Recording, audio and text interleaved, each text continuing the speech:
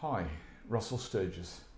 I want to share with you a video of an excerpt from a talk that I gave in 2013 at the Bowen Therapist Federation annual conference, which was held in Adelaide. The reason that I'm preempting the video is that I want to give you some background so you understand what happens, particularly towards the end of this video that I'm sharing with you. My talk was after the annual general meeting, and during the course of the AGM that year there were some discussions about how they were going to proceed with regards to standards of education, and the discussions created some polarisation within the group that resulted in there being some strong emotions felt and in some uneasiness certainly by some of the people who were participating. Towards the end of the video, you will see where my talk gets interrupted by a friend and a colleague who's also an educator in Bowen Therapy, who makes an announcement to the general group that he's no longer going to provide RTO status training to the Federation.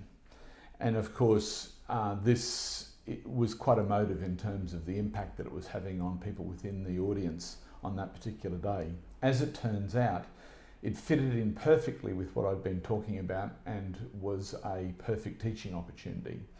So please enjoy. This is really about awareness in life, but it's also about awareness as a health professional, but it sort of covers every aspect. And as I said, we were presented with a perfect teaching opportunity. Hope you enjoy it. We're going to be showing you how to address point of origin, the hook that creates multi-layers of fascial bonding that results in diseases that we have trouble resolving in our clinical situations. And ultimately, this is a tool that I use in an attempt to resolve difficult to resolve cases that turn up in my clinic, or ones where I keep on treating and they keep on representing the same things over and over again. It can't be resolved in a more sustainable way. I want to start with the story. And the story is about my mum. This is my mum. My mum's 83 years old. She's an incredibly active woman. She lives on her own, has an amazing lifestyle. All of her friends are, somebody last night said that the new 80 is 60. All of her friends are 60. That's who she hangs around with, the 60-year-olds. An amazing attitude to life and great wisdom, pearls of wisdom. I've heard a few of them many times over. We have numbered them now. It's easier to say number 21. Yeah, we all get it. Her husband passed away from complications from prostate cancer in 1987, 26 years ago. And not long after his passing, she developed a heart condition and ended up having to have 3 stents inserted into major blood vessels for the heart. This is a woman who has walked probably nearly every day of her life, who from when I was a child was raised in a household where all of the bread that we ate was made at home. I used to go to school with sandwiches, and I ached to have a Vegemite sandwich with butter on white bread. But my sandwiches were homemade with sliced apple, grated carrots, sultanas, grated cheese, slapped between homemade bread. Would have swapped anyone for a white sandwich. You think I got one? Nobody wanted it. Our ice cream was all homemade. My whole life. If you got sick in my household, Mum would go to the cupboard and get Nat Foss. And in our cupboard we had plastic containers of tissue salts. And she used to buy them 1,000 at a time. If you felt the flu coming on, you'd go and have a hot Epsom salts bath. This was the sort of home that I was raised in. So there was no rationale why this woman should be having stents. An interesting thing happened. As time went on, she kept on having these turns that would have her in hospital, and she'd go in for tests because it was getting to her so much, these turns that she couldn't function. She had to go into hospital. And they did all these tests and nothing would show up. And this went on and on until the penny dropped with me one day that the turns were happening when my younger brother left town. My mum lives in rural Queensland, and my younger brother's still in town with the family business. And every time he'd leave town, she'd have a turn. And when I began to see the threads of what was going on, what I understood was that this wasn't a heart condition, this was an abandonment condition. And my mother, if you listen to story number 13, says that she was abandoned by her father when she was 6 years old. She was abandoned by her mother when she was 13 years old. She was abandoned by her husband when she was 53 years old. She had another male friend who also died, and she was abandoned by him. And any time, the one thing that she sees as her safety, her security blanket, so as to speak, disappears, guess what happens? She feels abandoned. And here's the interesting thing, and this might give you some light about what I said earlier on. Her experiencing these turns now has nothing to do with what's happening now. This is an 83-year-old woman who ultimately, within her intelligence, has the capacity to rationally understand that she's okay. She owns a company and employs 30 staff in her town. Not that she has a hands-on role anymore. And any one of those people could be there at a drop of a hat if she needed help. Guess who's abandoned at the age of 83? The 6-year-old. She's living the abandonment that began when she was 6 years old. And as an 83-year-old, she's playing it all out again. Irrespective of the fact that we have the capacity to be able to rationally think that through. So, the stories we hold on to are the cause of the disease states that foster our illness. I want you to think about that. The stories that we hold on to foster, and I want you to listen to these two words here, they foster disease states. And I want you to think about this. There are no specific diseases, only specific disease states. We all know that any number of us could be sitting here with meningococcal virus in our systems right now. It's a known fact.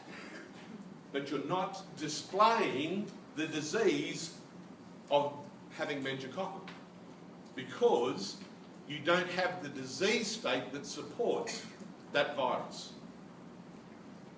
You understand what I'm saying? There are no specific diseases, only specific disease states. And disease states are the direct consequences of the stories that we run. Irrespective of what, and I'm not going in, there's no debate here, but this morning and what we've seen happen in the last 24 hours is about people running their stories. The moment that you are out of centre, that you are not in a place of peace, you are running a story. And in fact, stories are our blocks to listening. We stop listening when we run our stories. So my mum, my dear old mum at 83, she starts running the story. I'm abandoned. She can't hear anything. She can't hear me say, you've got 20 staff that can be there just like that. She can't hear what's needed to be able to have that be a different experience for her. Until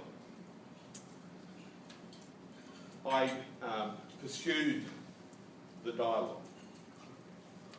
Our stories are life experiences or cultural and family stories to which we give meaning. Such meaning may or may not be rational. Let me give you an example of that. I had a young fellow brought to me who was a straight A student in grade 9 in math. He was a straight A student right across the board, but in particular, he excelled in maths. And all of a sudden, he started failing all of his maths tests. He would function right through the term, and some of you as teachers have probably seen this, where they're able to do the work, and then all of a sudden, they go to sit the test, and they fail. This is what was happening to this young man. His mum knew about my work, brought him to me, and so we ended up using the structural kinesiology that we're going to show you some bits of today to identify the age of cause and what went on. Here's what happened. He had a math test on a Monday morning. Sunday night, or Sunday afternoon, the person that he was closest to in his life, his grandfather, passed away. And for whatever reason, he then linked sitting maths tests with the loss of his grandfather. So every time he went to sit a maths test, he relived the loss of his grandfather and was actually dealing with grief every single time he sat for a math test. Can you imagine that? He may have been lucky at somewhere in his journey for that to be unlinked. But then again, he may not have. And he was a kid that potentially could excel in math, may have got through and flunked it if something hadn't been resolved. In the course of the work, what we do is through observation, we unlink the two. Through dialogue and rational mind, we say they're not an appropriate association. They're independent experiences. And we have some stuff that we can support that with the work that we do. And he went away and straight A student next math test. I want you to think, how many of those things have you done in your life? How many links have you created that aren't rational that even now you're still running? It's a bit of a scary thought, isn't it? So my dear mum, I sat and I talked to her about what was going on from what I observed. And I said, Mum, instead of just automatically functioning around this without awareness and just having it happen, how about you stop every time Philip's going to go away, we're going to get him to tell you 2 or 3 days beforehand. And we're going to talk through with you what you're feeling and what's going on around that, which is what we started to do. And now, I don't have to talk to my mum.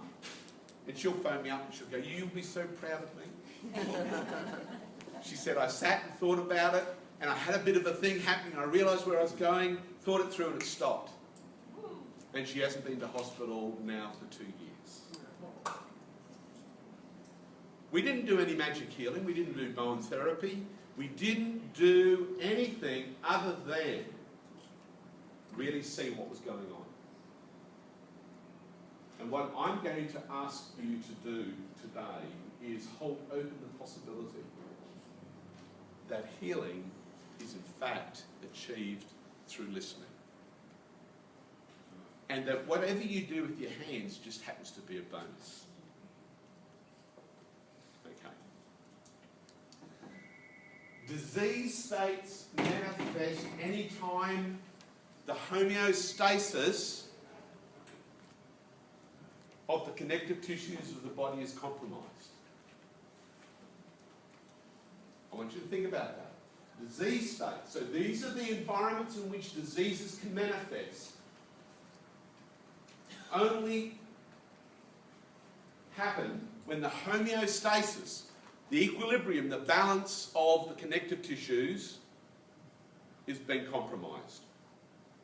Connective tissue variables that create disease states are these. Cold.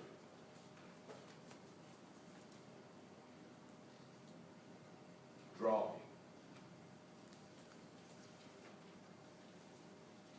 Wet. And hot. When those four variables are out of balance, we are then creating disease states. A few years ago, I had two women come into my clinic who were parents of children that I'd grown up with through high school. And I was living in Brisbane and they had moved to Brisbane. And they were very close friends, and their children were really close friends of mine. And both of them were in need of help. And one turned up red, tight, hot. Everything about her represented what I would call dry hot. The other one turned up odemic, cold, spongy, soft. Both of them were without their husbands. One left her husband, and the other one's husband died from cancer. Which one do you think was which? Who do you think was the one that left her husband? The hot one. That's about will, determination. Have a guess what the hot one did with the spare time. So just imagine. Left her husband, she's on her own.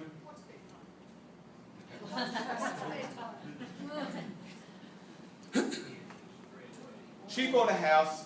She needed an investment for the future. She was going to value add the house. She was working like a navvy around her house, in the yards, doing what needed to be done to have this thing work for her. Obviously, the other one got a really good insurance payout. What do you think she was doing with her spare time?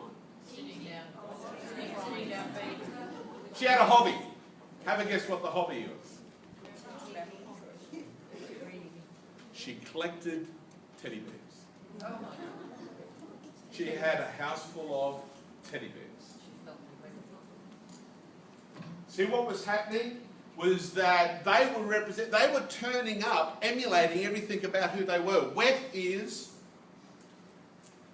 and we'll come to these in just a moment, is associated with our feeling state. Hot, associated with determination and will. Dry, about being mentally engaged, and cold, about being physically engaged. But we're going to talk about those in a little bit more detail in a minute. So what we had of these two ladies that were absolutely reflecting these qualities. And I can tell you that most times you can read somebody just by identifying those four elements in terms of how they turn up. I'll give you another example of this. I'll give that example in a minute.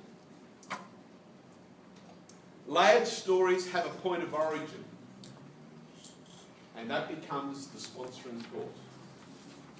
It sponsors everything that we do. Do you remember this morning I said, Course in Miracles says we're never upset for the reason we think we are. I want you to write that down.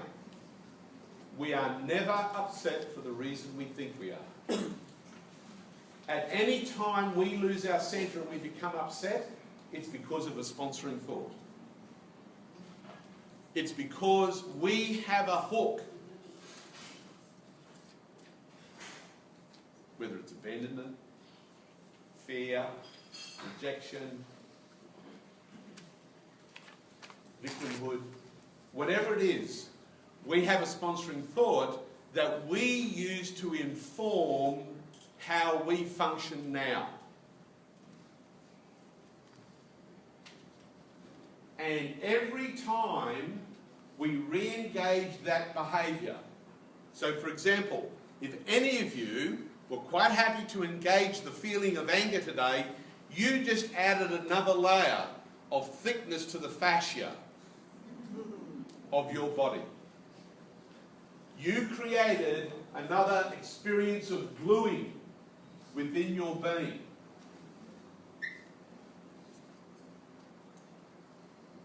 It's destructive. It creates disease states that foster disease. We're about healing.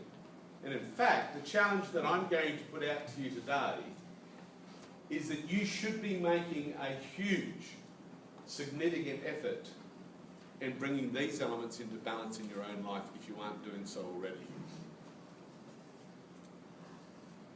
Mentally, emotionally, spiritually, and physically.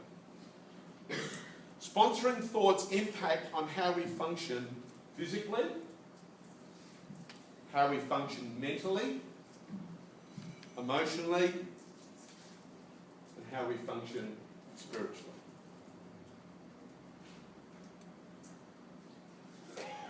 So I was raised in a household of thinkers, and that'll come to no surprise to some of you that I may have spent a lot of my time thinking. And one of the symptoms that is endemic of my family, and all my brothers have this, is dried, cracked heels. You sort of get to a certain age, and let me tell you, I can rub all sorts of things into them, and I've done all sorts of things which can manage it for a time. But it wasn't sustainable. And they'd be bloody, and they'd be painful. And because a huge part of that is it's a symptom of dryness. And as I'm alluding to in these diagrams here, the quality of dryness in the body is when our mental state is out of balance. The quality of coldness in the body is when our physical state is out of balance. The quality of wetness within our body, hydration, is when our emotional state is out of balance. And the quality of hot in our body is when will, when desire, what we value, is not sustainable or is out of balance. As a Bowen therapist, when you apply a Bowen treatment, you are creating a window of opportunity for these four elements to go into balance. As you manipulate the fascia, you're promoting piezoelectrical effects which are helping to rehydrate or balance or get rid of excess fluids within those tissues. You are creating homeostasis as a window, and I want you to remember this, a window of opportunity. How many of you have had clients after they've had 2 or 3 treatments come back to you and say, well, I've done it? And you go, what? Left the bastard. Quit the job. Move the house. How many people have had that happen? So what happens is we develop patterns of disease that often can turn up on an annual basis that can often be associated with the trigger that happened at a certain time, certain age. So with my particular situation, I was a book sponge. If anyone knows, I could probably consume several books a week. If anyone's read my book, Metanoia, Renovating the House of the Spirit, you know it's one sick mind that can write a book that involved. In 2011, I walked the Camino de Santiago. I walked 900 kilometres across northern Spain. And if anyone here done that? Anyone here keen to do it? The Camino is a journey into the heart. It's a journey out of the head and into the heart. And I had a journey into the heart. Let me tell you something interesting. I've never had a cracked heel since. I barely read a book a month. And where my greatest joy would have been sitting down working things out. My greatest passion now is riding my motorbike and being in a place of bliss.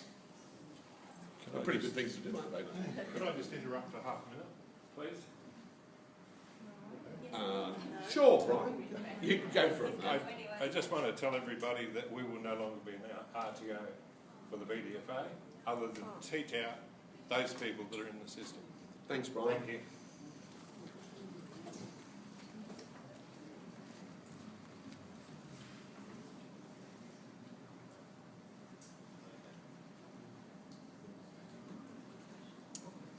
So there you go. Life and choices. Life and choices.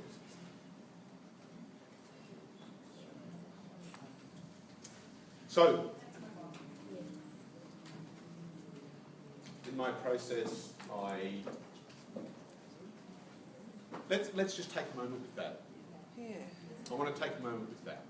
We've got 5 minutes. That's great. So we might just use this 5 minutes to just talk about that and give you an opportunity to see it differently.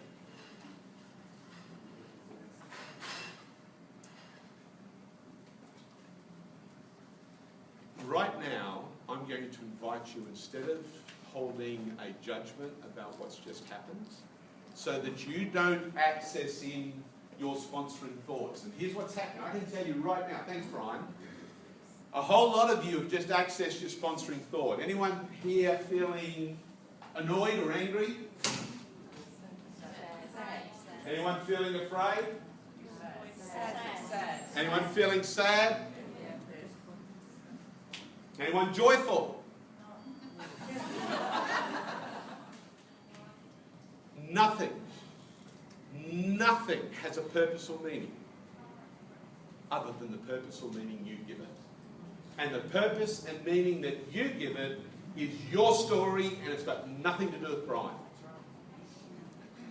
Take responsibility for what it is that you're experiencing and decide whether you want to layer another level of congestion to your sponsoring thought, or whether you want to start unlayering that and start to come from a place of love. In any instant, you can use your energy however you want to. There's a whole lot of people that are dealing with a whole lot of stuff in this association right now. And I can tell you that we only come from 2 motives. There's only 2. We're either extending love or we're giving a call for help.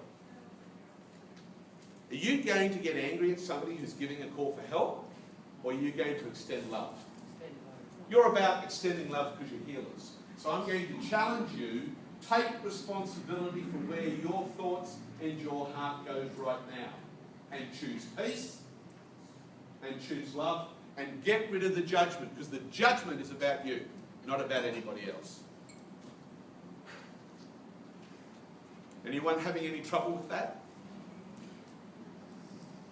Rise to the occasion and choose peace. We all have a choice. We don't always get to deal with the circumstances. By the way, that's one of my workshops. Shit happens. Shit happens. But what you do and how you relate to that, that depends on what you value. And if you value peace, then choose peace as your priority. If you're valuing something other than that, then you're actually hooking into a sponsoring thought and you're helping to foster your disease state that can only go one place.